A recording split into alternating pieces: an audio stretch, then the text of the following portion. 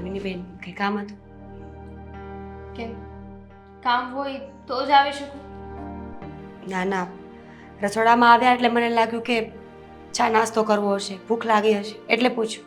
ના, પણ સાચું કહું ને તો તમારી અને મારી વચ્ચે છે ને એક અજીબ કનેક્શન છે. કોઈ દુઃખી હોય કે કંઈ વાત શેર કરવી હોય તો ખબર નહીં કેમ એકબીજાને ખબર પડી જાય છે. આ આંખના ઇશારાથી ખબર પડી જાય. કહેવા શું માંગુ છું એ જ ને કે તમારા ભાઈને અને મારી વાત થઈ હશે અને તમે સાંભળી હશે તો હવે જાણવા આવ્યા છો કે શું વાત હતી. તો શું વાત થઈ? દામિની બેન, એકની એક વાત છે મારા જીવનમાં.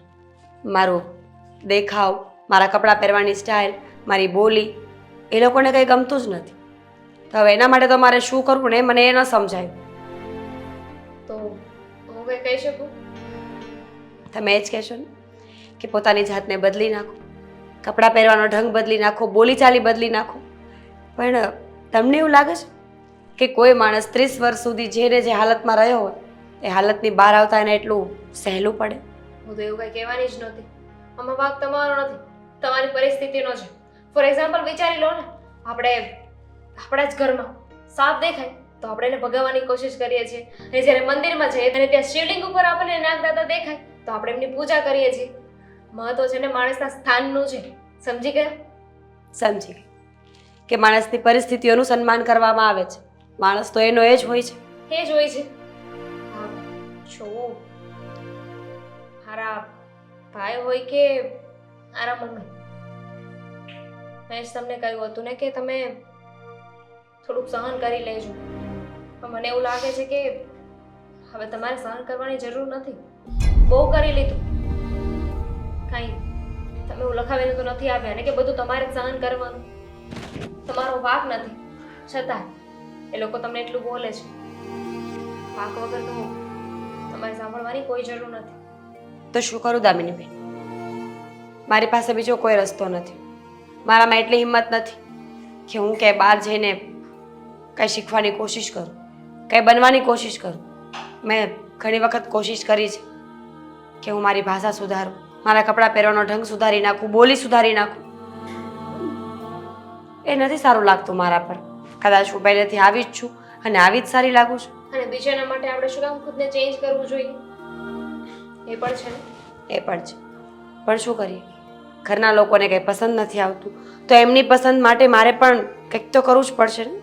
ભાભી, હું છું ને, તમે બહુ સહન કરી લીધું, પણ હવે નહીં. એ લોકોને પોતાની ભૂલનો અહેસાસ તો થવો જ જોઈએ. પોતાની ભૂલ સમજાવી જ જોઈએ. જો તમે કહેતા હોય તો એક વાત કરવા માંગુ છું. હા, બોલો.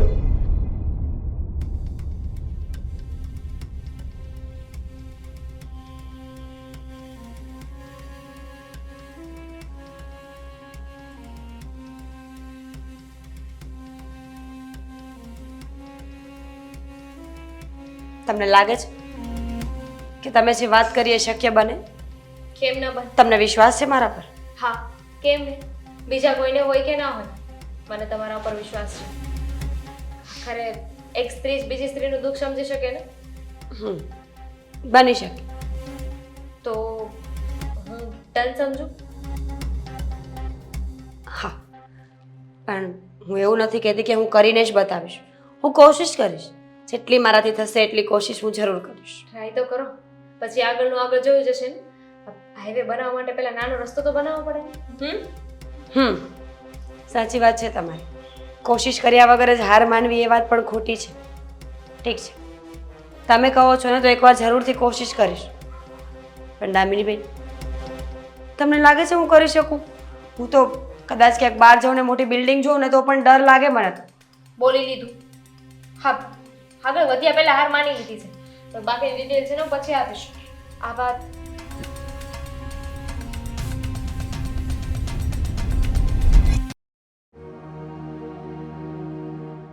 હા, આદિ કેમ હજુ નથી આવ્યો?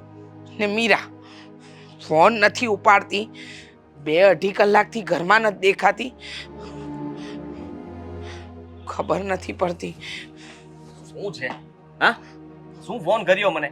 હજી હું ઓફિસ પહોંચ્યો હતો ત્યાં તમારો ફોન આવ્યો.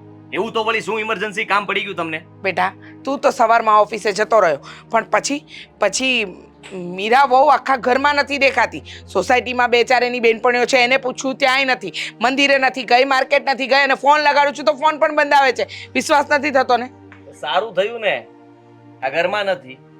તેણે વિચાર્યું હશે કંઈ અને વિચારીને સમજીને આ ઘર છોડીને ગઈ હશે. જુઓ, એમ પણ આપણે એને આ ઘરમાં રાખવા માંગતા નહોતા. મને તો એ ગમતી નહોતી. તો પછી વધારે સારું થયું કે એ સામેથી સમજી ગઈ કે મારે આ ઘરમાં રહેવાની કોઈ જરૂર નથી. એકદમ સાચું. હા બેટા એકદમ સાચું. શું સમાચાર આપ્યા છે ખરેખર? હા. મને ખબર જ નહોતી કે તમે આવા ગુડ ન્યૂઝ છે. અરે કીધું હોત તો મીઠાઈ લેતો આવત ને. બેટા. પહેલા ફોનમાં કહી દેવાની જરૂર હતી કે તારી ઘરવાળી ગઈ છે, મળતી નથી. તો છે ને મીઠાઈના બોક્સ લાવીને તમને ખવડાવત. બસ બેટા હવે એમ થાય છે કે મીઠાઈ તારા મોઢામાં નાખી અને તારું મોઢું બંધ કરી દઉં તો વધારે સારું. શું એ કેવી વાત કરો છો? ખુશીના દિવસને તમે આ બગાડો છો શું કામ? ખુશીના દિવસને બગાડતી નથી. ખુશીની સાથે સાથે જે ઉપાધિ છે ને એ પણ તો તને જણાવી દઉં. ઉપાધિ? હવે શેની ઉપાધિ? મોટી ઉપાધિ તો ગઈ અને હું કઈ ગોતવા નથી જવાનો, નથી કોઈ કમ્પ્લેન કરવાનો. એ એની મરજીથી આ ઘર છોડીને ગઈ છે. મને કે તમને કંઈ પણ ફોન નથી કર્યો, એને કીધું પણ નથી. એટલે કંઈ પણ બને ને એની સાથે તો એ એની જવાબદારી કહેવાય.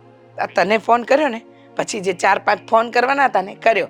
એમાં તારી બેન ખરીને દામિની એને પણ મેં ફોન કર્યો તો દામિનીએ મને એમ કહ્યું કે મમ્મી ભાભી ઘર છોડીને ગયા છે. આ વાતની જાણ પોલીસ સ્ટેશનમાં કરો કે ના કરો પણ અનાથ આશ્રમમાં કરી દેજો.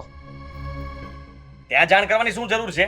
બેટા અનાથ આશ્રમના નિયમ ઉપર પેલું ફોર્મ આપ્યું તું નિયમોનું એના પર સહી કરી હતી? આ કરી હતી. હા તો એમાં લખ્યું હતું કે આને કોઈ પણ પ્રકારની હાનિ પહોંચે કે કોઈ પણ તકલીફ થાય કે કંઈ પણ થશે તો એની સદંતર જવાબદારી એટલે કે પૂરેપૂરી જવાબદારી તારી અને મારી રહેશે. એટલે પોલીસ સ્ટેશનમાં જાણ નહીં કરે ને તો એ અનાથ આશ્રમવાળા છે ને આપણને ચક્કી પીસિંગ. બસ હા ફોન કરો ને એને, કહો કે ચૂપચાપ ઘરે આવી જાય.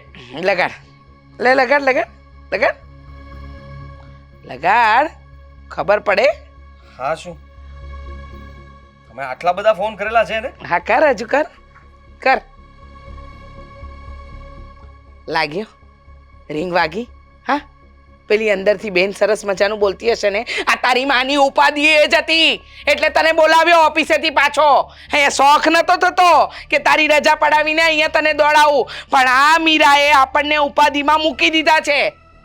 ગોતવી પડશે ને હવે. હા તો ગોત. દામિની પાસે તો નથી. દામિનીએ કહ્યું કે મને તો કાંઈ કીધું પણ નથી ભાભીએ. પૂછ બનેવીને પૂછ, તારા જમાઈને પૂછ અને ગોતવા જા. હવે તમે ચિંતા નહીં કરો. લો આ ઘરે આવે તો ફરી પાછો ફોન કરી દેજો. હું મારી રીતે તપાસ કરું છું. આને તો છે ને હેરાન કર્યા છે. એમ પણ મારું જીવતર તો ખરાબ કરી નાખ્યું. બાકી હતું તો હજી આવી ઉપાધિઓમાં નાખે છે. જરાય એને શરમ જેવું તો કંઈ છે નહીં. ખબર નહીં કેમ ઘર છોડીને જતી રહી હશે. હા ઘર છોડીને ગઈ ને એનું કારણ હવે આપણે બે જ છીએ ને. હા પણ એ પણ ઓછી નહોતી. આપણા રંગમાં જરાય ઠડાઈ નહીં. આપણે જેમ કહેતા હતા એમ જરાય રહેવા તૈયાર નહોતી. હા મને ગુસ્સો તે દિવસે તે પાર્ટીની વાત કરીને ત્યારે આવ્યો કે 4 વ્યક્તિ વચ્ચે મારા દીકરાની ઇજ્જત કાઢે છે. એટલે પછી છે ને મને થયું કે એને આ ઘરમાંથી કાઢી જ મૂકું. અને ગઈકાલે તો મેં કંઈ પણ દીધું હતું કે તને એટલું જ બધું અહીંયા વસમું લાગતું હોય તો નીકળી જા ને અમારા ઘરમાંથી. મેં પણ સંભળાવ્યું હતું ઘણું બધું. કહ્યું હતું કે તું છે ને આ જાત્રા કરવા નીકળી જા. જાત્રા કરવા તો નહીં જતી રહી હોય ને? એ જ્યાં ગઈ હોય ને ત્યાં જવા દે પણ મને એટલી ખબર પડે છે કે જો એ પાછી નહીં આવે ને તો તારો અને મારો વારો પડી જશે. જો એવું કંઈ નહીં થાય. કઈ વારો નહીં પડે. એને ગમે ત્યાંથી ગોતીને ઘરમાં પૂરી દઈશ. એક રૂમમાં પૂરી દઈશ. હવે હું પણ જોઉં છું કે આ ઘરમાંથી એ 12 પગ કેવી રીતે મૂકે છે. ખાલી એકવાર મળવા દો મને. હા જા રોનક કુમારને ફોન કર અને મળે એમને. બોલાવું છું એમ. એ તો ઓફિસે પહોંચી ગયા હશે ક્યારના. અને ખબર નહીં આ બધી વાત એને કરશું તો પાછા એ લેક્ચર દેશે જુદું મને. અરે લેક્ચર તો લેક્ચર સાંભળવું પડશે. સમજ. હા રોનક કુમાર છે ને એ આમ પહોંચવાળા માણસ છે. કંઈક કરશે કારણ કે આ અનાથ આશ્રમનો આઈડિયા પણ તો એમનો જ હતો ને. હા એમનો જ હતો. અને હા એમના લીધે જ હું ફસાઈ ગયો છું. બેટા રોનક કુમારને ફોન કર અને એમને મળવા જા. જો નહીં મળીશ ને તો આપણે બંને છે ને બેટા હા જેલના સળિયા મારે નથી ગણવા. હા હા જુઓ બસ હવે હા વધારે પડતી ઉપાધિ નહીં કરો એવું કંઈ નહીં થાય. હા હમણાં જ હું મળીને એને ગોતીને ઘરે લઈને આવું છું. તમે ચિંતા નહીં કરતા.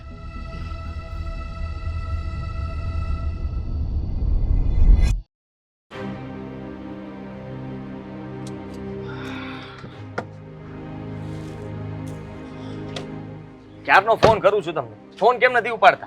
અરે પણ એટલું શું અર્જન્ટ કામ હતું, રસ્તામાં હતો, ફોન કેવી રીતે ઉપાડું?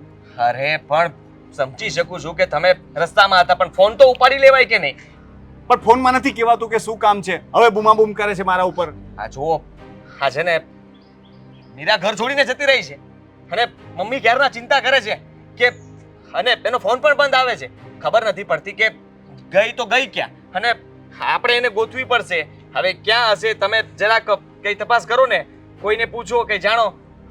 જુઓ તમે પોલીસ વાળાને કોઈને ફોન કરો, તમારી ઓળખાણ વધારે છે ને તો ફોન કરીને કહી દો કે અમારે કેસ નથી કરવો પણ તપાસ ચાલુ કરી દે અને જલ્દી એને મારા ઘરે લઈને જવી પડશે. સામું શું જુઓ છો? જવાબ આપો ને. હું એ વિચારું છું કે તને અચાનકથી આ મીરા ભાભીને આટલી ચિંતા ક્યાંથી થવા લાગી? પત્ની છે મારી. તારે તો ખુશ થવું જોઈએ.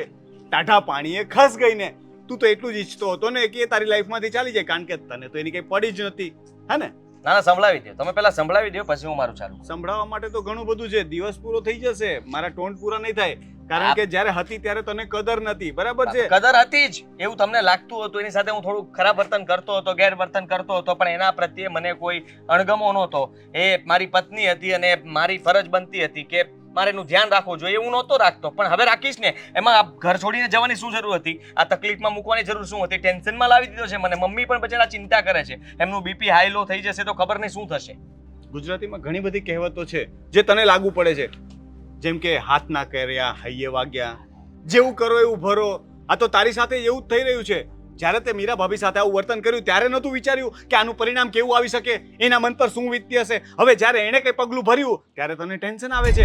તને ટેન્શન મને લાગે છે કે એનું છે કે ક્યાંક એ કંઈ કરી બેસે અને પોલીસમાં તારું નામનું આવે. સાચું કે છે? તને ચિંતા થાય છે કે પછી એ જ તકલીફ છે? બસ એ જ ચિંતા છે. હા અનાથ આશ્રમ વાળા હા કમ્પ્લેન કરશે. એને સિગ્નેચર લીધેલી છે કે ગમે તે સમયની અંદર ગમે ત્યારે ભવિષ્યમાં પણ એને કંઈ દુઃખ ન પડવું જોઈએ. એ ભૂલી ગયો હતો. હું તો ખુશ જ થયો હતો કે સારું કર્યું, ઘર છોડીને જતી રહી. મને મમ્મીએ પછી કીધું કે આપણે ફસાઈ જશું, એ આપણું ઘર છોડીને જાય એટલે જવાબદારી આપણી બને છે અને એટલા માટે જ આ દોડી રહ્યો છું અને ગોતવી પડશે ને. આ તો વાત સીધી છે ને. જો આવી બાબત હોય તો હું તો આમાં તારો સાથ બિલકુલ ના આપી શકું. આપવો જ પડે ને. અરે કાલ ઉઠીને પોલીસ કેસ થાય તો હું શું કામ ને તારા કેસ કબાડામાં પડું? તમારે ક્યાં પડવાની જરૂર છે? એમ પણ તમે ચિંત્યું હતું ને. હા જુઓ હા સંબંધ મારો થતો નહોતો. હા તમારા બિઝનેસમાં હું પાર્ટનર નહોતો બન્યો. એ પહેલાની વાત છે, યાદ કરો. તમે જ સજેશન આપ્યું હતું કે હા અનાથ આશ્રમમાંથી દીકરીને લઈ આવો, લગ્ન કરી લો. ભૂલ હતી ને મારી, ભૂલ થઈ ગઈ હતી મારી. મારાથી એવું કહેવાય ગયું, આવું સજેશન અપાઈ ગયું, કારણ કે આજ સુધી એ વાતનો અફસોસ થાય છે કે મારા લીધે એક સારી છોકરીની જિંદગી બરબાદ થઈ ગઈ. મને પહેલેથી ખબર હોત ને કે તમે મા દીકરો આવા છો તો હું કદાચ મીરા ભાભીના તો શું હું દામિની સાથે પણ લગ્ન ના કરત. હવે એવું કંઈ નહીં થાય. એકવાર ઘરે પાછી આવી જાય ને એક રૂમમાં પૂરી રાખીશ, અને જે કંઈ પણ જોતું હશે એ રૂમમાં મળી જશે. એટલે હજી પણ સુધરીશ નહીં. હજુ એ આવશે એટલે એમને વધારે ટોર્ચર કરવાનો પ્લાન કરી રાખ્યો છે. તે ટોર્ચર નથી કરવાનો. હા ફક્ત છે ને જે અમારો જીવ જઈ રહ્યો છે ને એ જીવ પાછો આવી જાય તો ઘણું છે. હા એના લીધે થઈને એ આમ તો પહોંચી નહોતી શકતી.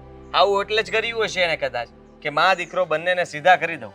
હા કઈ સીધા કરવાની રીત છે? હે છવાદી હજી પણ કહું છું કે સુધરી જા. જો તું આવી વાતો કરીશ ને તો હું પોલીસમાં જઈને કમ્પ્લેન કરીશ કે તે મીરા ભાભીનું મર્ડર કરી નાખ્યું છે, એટલે એ નથી મળતા. સંબંધ ભૂલી ગયા લાગો છો. સંબંધ ભૂલી ગયા? તું ભૂલી ગયો. પત્ની તરીકેનો સંબંધ એનો પણ તારી સાથે હતો ને, તો ત્યારે તો પતિ તરીકેનો સંબંધ ને તારી ફરજો ન નિભાવી અને હવે મને સંબંધ યાદ અપાવે છે. કોણ સંબંધની વાતો કરે છે એ તો જો. અરે તે શું આપ્યું છે આજ સુધી? દામિની મારી સાથે લગ્ન કરીને આવી પછી તે શાળા તરીકેની કઈ ફરજ નિભાવી છે? આ તો હું સારો છું કે કઈ બોલતો નથી. ઠીક છે, ચાલો માનું છું કે મારી ભૂલ છે, પણ અત્યારે એને ગોતવી પડશે અને પ્લીઝ તમે આમાં મારી મદદ કરો. હા જો અત્યારે તો મારે બહુ કામ છે, હું ફ્રી પડીશ ને એટલે તને ફોન કરીશ. ત્યાં સુધી તું દોડાદોડી કર. આ જવાબ હું મમ્મીને આપીશ. તમારો જેને આપો એને આપજે. I don't care. કેવા માણસ છો? બહુ જ સારો માણસ છું. જમાઈ દામિનીને છો? પૂછી લેજે. જમાઈ થઈને તમે સાલાની મદદ નહીં કરો? મારા લગ્ન દામિની સાથે મીરા છે. પ્રત્યે તમને કઈ નથી પડ્યું? વિચાર કરો કે એની સાથે ન ઘટવાની ઘટના ઘટી જશે તો? અહીંયા આવીને પણ એ ખુશ નથી અને આવ્યા પછી પણ એ ખુશ નહીં રહે, એ તો મને દેખાય આવે છે. તો એવું વિચારું ને કે જ્યાં હશે ત્યાં ખુશ રહે. અરે સુસાઇડ કરી લેશે તો શું કરશો? અહીંયા આવશે તો તું મારી નાખીશ, પછી શું કરી લઈશું? વિચાર કરો કે તમારા હાથમાં કોઈનો જીવ બચી શકે એમ છે, પણ તમે એ બચાવવા નથી માંગતા, પછી આખી જિંદગી પછતાશો. હું તો જેલમાં જ જઈશ ને, પણ તમે આખી જિંદગી એ જ વિચારતા રહી જશો કે કાશ તે દિવસે મેં વાત માની લીધી હોત તો સારું હોત. જોઈએ, મેં કહ્યું ને કામ પતાવીને પછી ટ્રાય કરીશ. ત્યાં સુધી તું તારી રીતે દોડાદોડી કર. તમે નહીં કરો મદદ? કરીશ પણ મારા સમયે. મને સમય હશે ત્યારે કરીશ ને. અત્યારે હું કામકાજ છોડીને તારા માટે ભાગું? કઈ વાંધો નહીં, બતાવો તમારું કામ. તમને એમ કે તમે જ મદદ કરશો તો થશે, હું ગોતી લઈશ એને. બસ ચાલ.